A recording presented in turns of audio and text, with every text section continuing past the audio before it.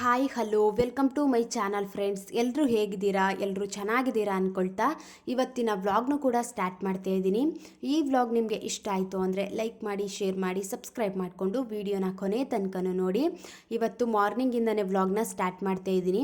ಇವತ್ತಿನ ವ್ಲಾಗಲ್ಲಿ ಏನು ಅಂತ ಅಂದರೆ ಒಂದಿಷ್ಟು ಅಭ್ಯಾಸಗಳಿಂದ ನಮಗೆ ಗೊತ್ತಿಲ್ಲದೇ ನಮ್ಮ ಲೈಫಲ್ಲಿ ಅಳವಡಿಸ್ಕೊಳ್ತಾ ಹೋಗ್ಬಿಟ್ಟಿರ್ತೀವಿ.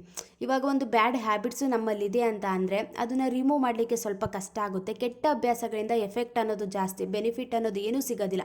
ಅದು ರಿಯಲೈಸ್ ಆಗಿ ಇಷ್ಟೆಲ್ಲ ತಪ್ಪುಗಳು ಮಾಡೋದನ್ನ, ಇಷ್ಟೆಲ್ಲ ಟೈಮ್ ವೇಸ್ಟ್ ಮಾಡೋದನ್ನ ಅಂತ ಅಂದ್ಕೊಳ್ಳೋದಕ್ಕೆ ಸ್ವಲ್ಪ ಟೈಮ್ ಆಗೋಗ್ಬಿಟ್ಟಿರುತ್ತೆ. ಅಷ್ಟರಲ್ಲಿ ಈ ರೀತಿ ಬ್ಯಾಡ್ ಹ್ಯಾಬಿಟ್ಸಿಂದ ನಮಗೆ ತುಂಬ ಒಂದು ಎಫೆಕ್ಟ್ ಅನ್ನೋದು ಜಾಸ್ತಿ ಆಗಿಬಿಟ್ಟಿರುತ್ತೆ. ಅದು ನಮ್ಗೆ ಯಾವಾಗ ರಿಯಲೈಸ್ ಆಗುತ್ತೆ ಅಲ್ಲೇ ಬ್ರೇಕ್ ಮಾಡಿ ಮುಂದೆ ಹೋಗುವಂಥದ್ದು ಕೂಡ ತುಂಬ ಒಳ್ಳೆಯದು.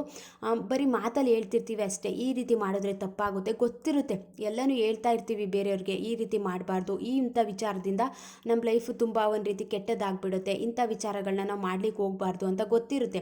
ಬಟ್ ನಮ್ಮಲ್ಲಿ ನಾವು ಎಷ್ಟು ಅಳವಡಿಸ್ಕೊಳ್ತಾ ಹೋಗ್ತೀವಿ ಅದು ವೆರಿ ಇಂಪಾರ್ಟೆಂಟ್ ಅಲ್ವಾ. ನಮ್ಮ ಜೀವನದಲ್ಲಿ ನಾವು ಅಳವಡಿಸ್ಕೊಂಡು ಒಂದು ಒಳ್ಳೆ ರೀತಿ ಲೈಫ್ನ ಲೀಡ್ ಮಾಡ್ತಾ ಹೋಗ್ತೀವಲ್ವಾ, ಅದು ತುಂಬ ಇಂಪಾರ್ಟೆಂಟ್ ಆಗುತ್ತೆ. ನಾವು ಒಂದಿಷ್ಟು ಅಭ್ಯಾಸಗಳನ್ನ ಬ್ರೇಕ್ ಮಾಡಿ ನೋಡಿ, ಅದನ್ನು ಅನ್ಫಾಲೋ ಮಾಡಿ ನೋಡಿ, ಒಂದು ಲೈಫಲ್ಲಿ ತುಂಬ ಚೆನ್ನಾಗಿ ಒಂದು ಖುಷಿಯಿಂದ ಲೈಫ್ನ ಲೀಡ್ ಮಾಡ್ಬೋದು. ಯಾವುದೇ ರೀತಿ ಲೇಸಿನೆಸ್ ಅನ್ನೋದು ಇರೋದಿಲ್ಲ. ಲೇಸಿನೆಸ್ ಬಿದ್ದರೂ ಕೂಡ ಅದನ್ನು ನಾವು ಬ್ರೇಕ್ ಮಾಡಿ ಒಂದು ಒಳ್ಳೆ ರೀತಿ ಬ್ಯುಸಿಯಾಗಿ ಲೈಫ್ನ ಲೀಡ್ ಮಾಡೋದಕ್ಕೂ ಕೂಡ ಹೆಲ್ಪ್ ಅಂತೂ ಆಗೇ ಆಗುತ್ತೆ. ಅದರಲ್ಲಿ ಫಸ್ಟು ಪಾಯಿಂಟ್ ಏನು ಅಂತ ಅಂದರೆ ನಮ್ಮನ್ನು ನಾವು ಎಕ್ಸ್ಕ್ಯೂಸ್ ಮಾಡ್ಕೊಳ್ಳೋದನ್ನ ಕಮ್ಮಿ ಮಾಡ್ಕೋಬೇಕು. ತುಂಬ ಸಲ ಎಷ್ಟೇ ತಪ್ಪಾದರೂ ಕೂಡ ನಮ್ಮನ್ನು ನಾವು ಕ್ಷಮಿಸ್ಕೊಂಡು ಯಾವ ರೀತಿ ಆಗಿಬಿಟ್ಟಿರುತ್ತೆ ಅಂತ ಅಂದರೆ ಏನೋ ಒಂದು ತಪ್ಪಾಗುತ್ತೆ, ಅಲ್ಲೂ ಕೂಡ ನಮ್ಮನ್ನು ನಾವು ಎಕ್ಸ್ಕ್ಯೂಸ್ ಮಾಡಿಕೊಂಡು ಯಾವುದೇ ರೀತಿ ಕೆಲಸಗಳನ್ನು ಕೂಡ ಸರಿಯಾಗಿ ಮಾಡೋದಕ್ಕಾಗೋದಿಲ್ಲ. ಗೊತ್ತು ಅದು ತಪ್ಪಾಗಿದೆ ಅಂದಾಗ ನಾವು ಯಾವಾಗ ನಮ್ಮಿಂದ ತಪ್ಪಾಗಿದೆ, ಈ ಸಲ ಅದನ್ನು ತಪ್ಪನ್ನ ಪುನಃ ಮಾಡಬಾರ್ದು, ಸರಿ ಮಾಡಿಕೊಂಡು ಮುಂದೆ ಹೋಗಬೇಕು ಅಂತ ನಾವು ಯಾವಾಗ ಅದನ್ನು ಬ್ರೇಕ್ ಮಾಡ್ತೀವಿ, ಅದನ್ನು ಪುನಃ ಮಿಸ್ಟೇಕ್ ಮಾಡೋದಕ್ಕೆ ಹೋಗೋದಿಲ್ಲ. ಬಟ್ ಅಲ್ಲೂ ಕೂಡ ನಮ್ಮನ್ನು ನಾವು ಕ್ಷಮಿಸ್ಕೊಂಡು ಎಕ್ಸ್ಕ್ಯೂಸ್ ಮಾಡಿಕೊಂಡು ಮುಂದೆ ಹೋದಷ್ಟು ನಾವು ಒಂದು ಸಕ್ಸಸ್ಫುಲ್ಲಾಗಿ ಕೆಲಸಗಳನ್ನ ಕೂಡ ಕಂಪ್ಲೀಟ್ ಮಾಡೋದಕ್ಕಾಗೋದಿಲ್ಲ. ಅರ್ಧಕ್ಕೆ ಸ್ಟಾಪ್ ಮಾಡುವಂಥದ್ದಾಗಿರ್ಬೋದು, ತುಂಬ ಮಿಸ್ಟೇಕ್ಗಳನ್ನ ಮಾಡುವಂಥದ್ದಾಗಿರ್ಬೋದು, ಈ ರೀತಿ ತೊಂದರೆಗಳೆಲ್ಲ ಸ್ಟಾರ್ಟ್ ಆಗಿಬಿಡ್ತವೆ. ನಮ್ಮನ್ನು ನಾವು ಕ್ಷಮಿಸ್ಕೊಳ್ಳೋದನ್ನು ಸ್ವಲ್ಪ ಕಮ್ಮಿ ಮಾಡ್ಕೊಂಡು ನೋಡಿ. ಇವಾಗ ಒಂದು ಎಕ್ಸಾಂಪಲ್ ಕೊಡ್ತಿದ್ದೀನಿ ಅಷ್ಟೇ. ಬೆಳಿಗ್ಗೆ ಬೇಗ ಎದ್ದು ಕೆಲಸ ಮಾಡುವಂಥದ್ದು ಒಂದು ಗುಡ್ ಹ್ಯಾಬಿಟ್ಟು. ಒಂದಿಷ್ಟು ಲಿಸ್ಟ್ಗಳನ್ನ ಹಾಕ್ಕೊಂಡಿರ್ತೀವಿ ನಾವು, ಪ್ರತಿದಿನ ಈ ರೀತಿ ಮಾಡಬೇಕು ಅಂತ. ಒಂದಿನ ಮಿಸ್ಟೇಕಾಗಿ ಮಾಡೋದಕ್ಕಾಗೋದಿಲ್ಲ, ಎಚ್ಚರಾದರೂ ಕೂಡ ನಾವು ಬೆಳಿಗ್ಗೆ ಬೇಗ ಎದ್ದೇಳೋದಕ್ಕಾಗೋದಿಲ್ಲ. ಅಲ್ಲೂ ಕೂಡ ನಮ್ಮ ಮೈಂಡಲ್ಲಿ ಯಾವ ರೀತಿ ಥಿಂಕ್ ಮಾಡ್ತಿರ್ತೀವಿ ಅಂದರೆ ಇವತ್ತೊಂದಿನ ಎಕ್ಸ್ಕ್ಯೂಸ್ ಮಾಡ್ಕೊಬಿಡೋಣ, ನಾಳೆಯಿಂದ ಸರಿ ಮಾಡ್ಕೊಬಿಡೋಣ ಅಂತ ಅಲ್ಲೂ ಒಂದಿನ ಕ್ಷಮಿಸ್ಕೊಳ್ತಾ ಹೋಗ್ತೀವಿ. ನೆಕ್ಸ್ಟ್ ಡೇನೂ ಕೂಡ ಅದೇ ರೀತಿ ಆಗುತ್ತೆ. ಯಾಕೆ ಅಂತ ಅಂದರೆ ನಮ್ಮ ಮೈಂಡ್ಗೆ ಆಲ್ರೆಡಿ ಒಂದು ಮೆಸೇಜ್ ಕೊಟ್ಬಿಟ್ಟಿದ್ದೀವಿ, ನಾವು ಅದನ್ನು ಒಂದು ರೀತಿ ಈಸಿಯಾಗಿ ತೊಗೊಬಿಟ್ಟಿದ್ದೀವಿ, ಒಂದು ರೀತಿ ನೆಗ್ಲೆಕ್ಟ್ ಮಾಡಿಬಿಟ್ಟಿದ್ದೀವಿ ಅಂದಾಗ ಪುನಃ ಅದೇ ಬೇಕು ಅಂತ ಕೇಳುತ್ತೆ ನಮ್ಮ ಮೈಂಡು. ಇವತ್ತೊಂದಿನ ಎಕ್ಸ್ಕ್ಯೂಸ್ ಮಾಡ್ಕೊಂಡ್ವಾ, ನಾಳೆನೂ ಅದನ್ನೇ ಮಾಡ್ಕೊಬಿಡೋಣ ಅಂತ ಒಂದು ರೀತಿ ಖುಷಿ ಸಿಗುತ್ತೆ.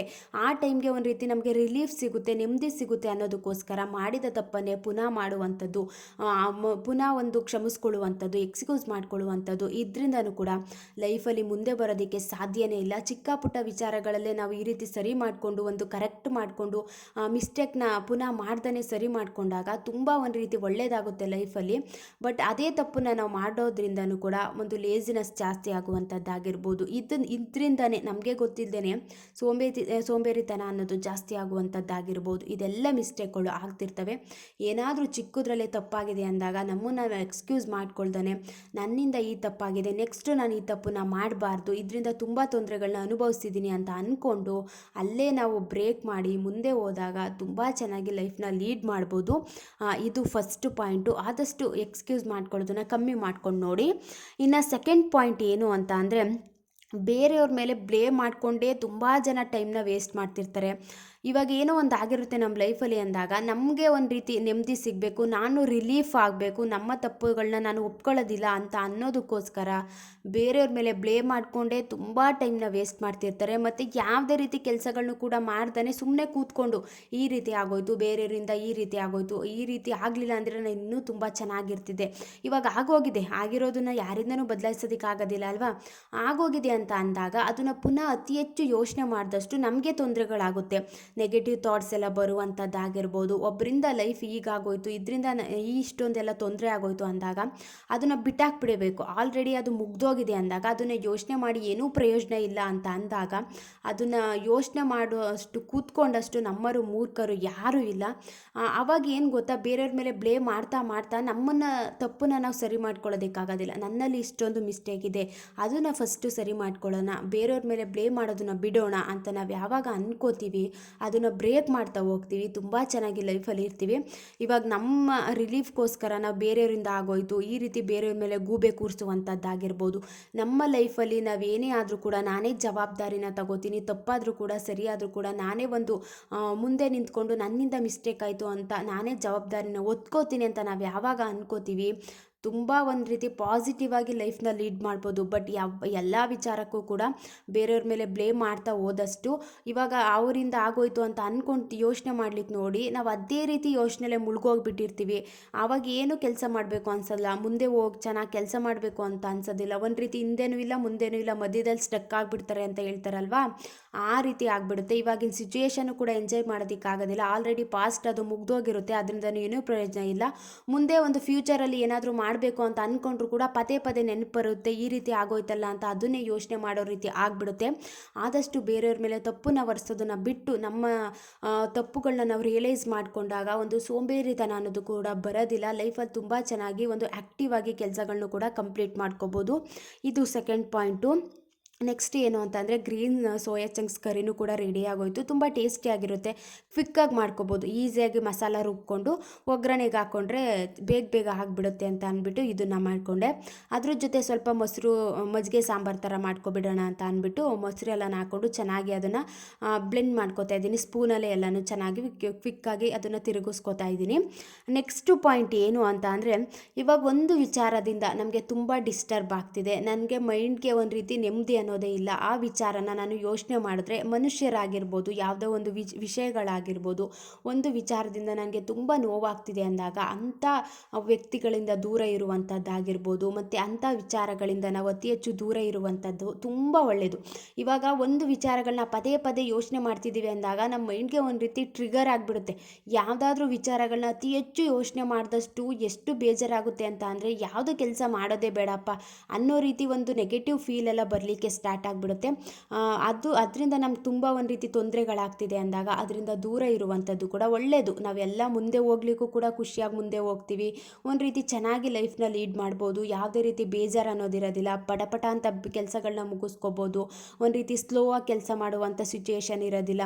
ಈ ರೀತಿ ಡಿಸ್ಟರ್ಬ್ ಆಗುವಂಥ ವಿಚಾರಗಳನ್ನ ಯೋಚನೆ ಮಾಡಿದಷ್ಟು ನಿಧಾನದಲ್ಲಿ ಕೆಲಸ ಮಾಡುವಂಥದ್ದಾಗಿರ್ಬೋದು, ಕೆಲಸ ಮಾಡ್ತಾ ಮಾಡ್ತಾ ಅರ್ಧಕ್ಕೆ ಸ್ಟಾಪ್ ಮಾಡುವಂಥದ್ದಾಗಿರ್ಬೋದು, ಸರಿಯಾಗಿ ಕೆಲಸನ ಮುಗಿಸ್ಕೊಳ್ದೇ ಇರುವಂಥದ್ದಾಗಿರ್ಬೋದು, ಈ ರೀತಿ ತೊಂದರೆಗಳೆಲ್ಲ ಸ್ಟಾರ್ಟ್ ಆಗಿಬಿಡ್ತವೆ. ಒಂದು ವಿಚಾರದಿಂದ ತುಂಬ ಡಿಸ್ಟರ್ಬ್ ಆಗ್ತಿದೆ ಅಂತ ಅಂದಾಗ ಅದನ್ನು ಸ್ವಲ್ಪ ದೂರ ಇದ್ದು ನಮ್ಮ ನೆಮ್ಮದಿಯಾಗಿ ಲೈಫ್ನ ಲೀಡ್ ಮಾಡುವಂಥದ್ದು ಕೂಡ ತುಂಬ ಇಂಪಾರ್ಟೆಂಟ್ ಆಗುತ್ತೆ.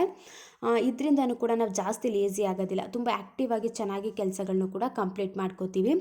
ಇನ್ನು ನೆಕ್ಸ್ಟ್ ಪಾಯಿಂಟ್ ಏನು ಅಂತ ಅಂದರೆ, ಎಲ್ಲ ಕೆಲಸ ಮುಗೀತು ಅಂತ ನಾವು ಯಾವಾಗಲೂ ರಿಲೀಫ್ ಅಂತ ಅನ್ಕೋಬಾರ್ದು. ಇವಾಗ ಎಲ್ಲ ಕೆಲಸ ಮುಗೀತು ಅಂದರೆ ಏನಾದರೂ ನೆಕ್ಸ್ಟ್ ಕೆಲಸ ಇದ್ದೇ ಇರುತ್ತೆ, ಬಟ್ ಆ ಟೈಮ್ಗೆ ನಾವು ಸುಮ್ಮನೆ ಕೂತ್ಕೋಬೇಕು, ಇಲ್ಲ ಅಂತಂದರೆ ಸ್ವಲ್ಪ ಫೋನ್ ನೋಡಬೇಕು ಅನ್ನೋ ಒಂದು ವಿಚಾರಕ್ಕೋಸ್ಕರ ನಾವೇನು ಮಾಡಿಬಿಡ್ತೀವಿ ಅಂತ ಅಂದರೆ ಎಲ್ಲ ಕೆಲಸ ಮುಗೀತು ಅಂತ ನಾವೇ ಒಂದು ರೀತಿ ರಿಲೀಫ್ ಅಂತ ಅನ್ಕೋಬಿಡ್ತೀವಿ.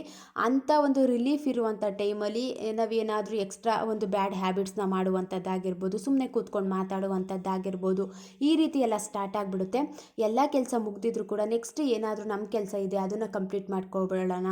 ಮತ್ತು ಸರ್ಚ್ ಮಾಡ್ತಾ ಹೋದಷ್ಟು ತುಂಬ ಕೆಲಸಗಳಿರುತ್ತೆ. ನಮ್ಮನ್ನು ನಾವು ಯಾವಾಗ ರಿಲೀಫ್ ಮಾಡ್ಕೊಳ್ಳೋದಕ್ಕೆ ಹೋಗ್ತೀವಿ, ಒಂದು ರೀತಿ ಅದೆಲ್ಲ ನೆಕ್ಸ್ಟು ಬೇರೆ ಕೆಲಸ ಮಾಡಲಿಕ್ಕೂ ಕೂಡ ನಮಗೆ ಬೇಜಾರಾಗಿಬಿಡುತ್ತೆ. ಇನ್ನೂ ಸ್ವಲ್ಪ ಹೊತ್ತು ಕೂತ್ಕೊಬಿಡೋಣ ಅನ್ನೋ ರೀತಿ ಒಂದು ರೀತಿ ಇಂಟ್ರೆಸ್ಟ್ ಅನ್ನೋದು ಕಮ್ಮಿ ಆಗಿಬಿಡುತ್ತೆ. ಆದಷ್ಟು ಕೆಲಸ ಮುಗೀತು ಅಂದರೂ ಕೂಡ ನೆಕ್ಸ್ಟು ಈ ರೀತಿ ಬುಕ್ಸ್ ಓದುವಂಥ ಕೆಲಸ ಇದೆ ಅದನ್ನು ಮುಗಿಸ್ಕೋಬೇಕು, ನಾನು ಅದನ್ನು ಕೂಡ ಕಂಪ್ಲೀಟ್ ಮಾಡ್ಕೋಬೇಕು, ಅದು ಮುಗೀತು ಅಂತ ಅಂದ್ಕೊಂಡು ನಾವು ನೆಕ್ಸ್ಟು ಕೆಲಸದಲ್ಲಿ ನಮ್ಮನ್ನು ನಾವು ಬ್ಯುಸಿ ಮಾಡ್ಕೊಳ್ಳುವಂಥದ್ದು ಕೂಡ ತುಂಬ ಒಳ್ಳೆಯದು. ಇದರಿಂದನೂ ಕೂಡ ನಮಗೆ ಸೋಂಬೇರಿತನ ಅನ್ನೋದು ಬರೋದಿಲ್ಲ. ಎಲ್ಲ ಮುಗೀತು, ಎಲ್ಲ ಕೆಲಸ ಆಗೋಯ್ತಪ್ಪ ಅಂದಾಗಲೇ ಬೇರೆ ಏನಾದರೂ ಬ್ಯಾಡ್ ಹ್ಯಾಬಿಟ್ಸ್ನ ನಾವು ಅದ್ರ ಮಧ್ಯೆ ಸ್ಟಾರ್ಟ್ ಮಾಡ್ಕೊಬಿಡ್ತೀವಿ. ಅದ್ರ ಮಧ್ಯೆ ಟೈಮ್ ವೇಸ್ಟಿಂಗ್ ಕೆಟ್ಟ ಅಭ್ಯಾಸಗಳನ್ನು ಕೂಡ ಸ್ಟಾರ್ಟ್ ಮಾಡ್ಕೊಳ್ಳುವಂಥ ಸಿಚುಯೇಷನ್ ಜಾಸ್ತಿ ಆಗಿಬಿಡುತ್ತೆ. ಸರ್ಚ್ ಮಾಡಿಕೊಂಡು ಕೆಲಸ ಮಾಡುವಂಥದ್ದು ಕೂಡ ತುಂಬಾ ಒಳ್ಳೆಯದು. ನೆಕ್ಸ್ಟು ಪಾಯಿಂಟ್ ಏನು ಅಂತ ಅಂದರೆ, ಯಾವುದೇ ಕೆಲಸಗಳನ್ನು ಕೂಡ ಆದಷ್ಟು ಇಮಿಡಿಯೇಟಾಗಿ ಸ್ಟಾರ್ಟ್ ಮಾಡಿಬಿಡಿ. ಇವತ್ತು ಈ ಕೆಲಸ ಮಾಡುವಂಥದ್ದು ಇದೆಯಾ, ಇದನ್ನು ಇಮಿಡಿಯೇಟಾಗಿ ನಾನು ಕಂಪ್ಲೀಟ್ ಮಾಡ್ಕೊಬಿಡಬೇಕು, ಸ್ವಲ್ಪ ಮಾಡಿಬಿಟ್ಟು ಸ್ವಲ್ಪ ಅರ್ಧಕ್ಕೆ ಬಿಡುವಂಥದ್ದಾಗಿರ್ಬೋದು, ಈ ರೀತಿ ಮಾಡಲಿಕ್ಕೆ ಹೋಗಬಾರ್ದು. ನಾವು ಯಾವಾಗ ಅದನ್ನು ಪೋಸ್ಟ್ಪೋನ್ ಮಾಡ್ತಾ ಆಮೇಲಿಂದ ಮಾಡ್ಕೊಳ್ಳೋಣ ಅಂತ ಅನ್ಕೋತಾ ಹೋಗ್ತೀವಿ. 6 ದಿನ ಆದರೂ ಕೂಡ ಕೆಲಸ ಮುಗ್ದಿರಲ್ಲ. ಇವಾಗ ಏನಾದರೂ ಬಟ್ಟೆ ತಗೊಬಂದು ಮಡ್ಚಿಟ್ಬಿಡ್ತೀವಿ ಅಂದರೆ ಅದು ನೀಟಾಗಿ ಕಬೋರ್ಡಲ್ಲಿ ಎತ್ತಿಟ್ಬಿಡ್ತೀವಿ, ಆವಾಗಲೇ ಮಾಡಿದ್ರೆ ಅದು ಚೆನ್ನಾಗಿರುತ್ತೆ. ಬಟ್ ಅದೇ ಕೆಲಸನ ನಾವು ಒಂದು ನೆಕ್ಸ್ಟ್ ಮಾಡೋಕ್ಕೆ ಹೋಗ್ತೀವಿ ಅಂತ ಅಂದರೆ ಅಯ್ಯೋ ಅವತ್ತೇ ಮಡ್ಚಿಟ್ಬಿಟ್ಟಿದ್ರೆ ಆಗ್ತಿತ್ತು ಅನ್ನೋ ರೀತಿ ಫೀಲ್ ಅಂತೂ ಬಂದೇ ಬರುತ್ತೆ. ಒಂದು ರೀತಿ ಇಮಿಡಿಯೇಟಾಗಿ ಮಾಡ್ಕೊಳ್ಳೋದ್ರಿಂದ ನಮಗೂ ಕೂಡ ಕೆಲಸ ಮುಗೀತು, ಆ ಕೆಲಸನ ಕಂಪ್ಲೀಟ್ ಮಾಡಿದೆ, ಒಂದು ಕೆಲಸ ಮುಗೀತು ಅಂತ ಅಂದರೆ ನೆಕ್ಸ್ಟ್ ಇನ್ನೊಂದು ಕೆಲಸ ಮಾಡೋಣ ಅಂತ ಖುಷಿ ಅಂತ ಅನಿಸುತ್ತೆ ಅಲ್ವಾ. ಒಂದು ರೀತಿ ಅಪ್ರಿಷಿಯೇಷನ್ ಫೀಲ್ ಬರುತ್ತೆ. ನಾನು ಇಷ್ಟೆಲ್ಲ ಕೆಲಸ ಮಾಡಿದ್ದೀನಿ ಇವತ್ತು, ಇಷ್ಟೆಲ್ಲ ಕೆಲಸನ ಕಂಪ್ಲೀಟಾಗಿ ಮುಗಿಸ್ಕೊಂಡಿದ್ದೀನಿ, ಯಾವುದನ್ನು ಕೂಡ ಅರ್ಧಕ್ಕೆ ನಿಲ್ಲಿಸಿಲ್ಲ ಅಂತ ಒಂದು ರೀತಿ ನಮ್ಮ ಮೇಲೆ ನಮಗೆ ಪ್ರೌಡ್ ಫೀಲ್ ಆಗುವಂಥದ್ದಾಗಿರ್ಬೋದು. ಈ ರೀತಿ ಎಲ್ಲ ಒಂದು ರೀತಿ ಚೆನ್ನಾಗಿರುತ್ತೆ. ನಮ್ಮನ್ನು ನಾವು ಅಪ್ರಿಷಿಯೇಷನ್ ಮಾಡ್ಕೊಳ್ಳೋದ್ರಿಂದನೂ ಕೂಡ ತುಂಬ ಖುಷಿಯಾಗಿರ್ತೀವಿ. ಯಾವುದೇ ರೀತಿ ಸೋಂಬೇರಿತನ ಅನ್ನೋದು ಕೂಡ ಬರೋದಿಲ್ಲ. ಅದನ್ನು ಬಿಟ್ಟು ನಾವು ಅಲ್ಲೇ ಇಮಿಡಿಯೇಟಾಗಿ ಸ್ಟಾರ್ಟ್ ಮಾಡ್ತಾನೆ ನೆಕ್ಸ್ಟ್ ಸ್ಟಾರ್ಟ್ ಮಾಡ್ಕೊಳ್ಳೋಣ ಅಂತ ಅಂದ್ಕೊಂಡ್ರೆ ಅದನ್ನು ನಾವು ಸರಿಯಾಗಿ ಮುಗಿಸೋದಕ್ಕೂ ಆಗೋದಿಲ್ಲ. ಒಂದಿಷ್ಟು ಅಭ್ಯಾಸಗಳನ್ನ ನಾವು ಬ್ರೇಕ್ ಮಾಡಿ ನೋಡಿ ತುಂಬ ಚೆನ್ನಾಗಿ ಲೈಫ್ನ ಲೀಡ್ ಮಾಡ್ಬೋದು. Thank you for watching. Next ವ್ಲಾಗಲ್ಲಿ ಸಿಗ್ತೀನಿ.